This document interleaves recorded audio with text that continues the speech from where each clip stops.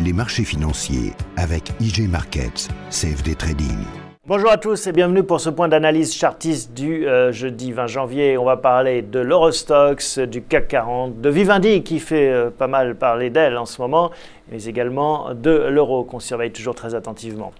Alors après avoir progressé de plus de 5% depuis leur point bas la semaine dernière, les marchés actions européens ont hier consolidé à l'image de l'Eurostoxx 50. Ce dernier voit son potentiel de progression limité à court terme suite au test de la borne haute de son canal haussier.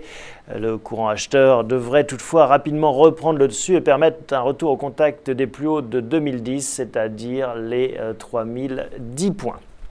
Du côté de l'indice parisien à Paris, donc la situation est relativement similaire s'agissant du CAC qui est repassé sous le seuil psychologique des 4000 points. On a vu ça hier avec un recul de 0,90%, mais là encore rien d'inquiétant du point de vue graphique car aussi longtemps que l'indice se situe au-dessus des 3932 points, en tout cas c'est ce qu'indiquent les chartistes, et bien la tendance va demeurer haussière avec cet objectif toujours qui est en ligne de mire, les 4050 points, le plus haut de 2010.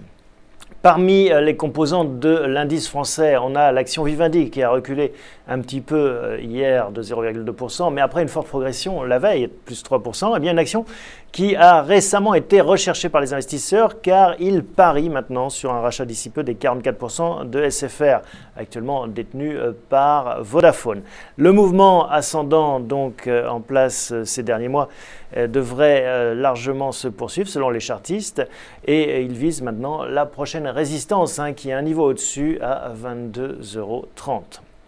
On termine avec l'euro. Sur le Forex, l'euro est parvenu enfin à dépasser la résistance des 1,34 après plusieurs semaines d'hésitation en dessous l'obstacle.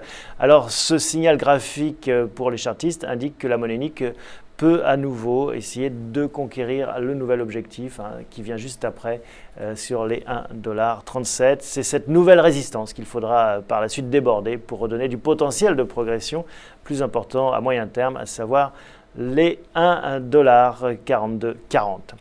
Voilà donc pour l'essentiel aujourd'hui. Je vous souhaite une très bonne journée et une très bonne séance.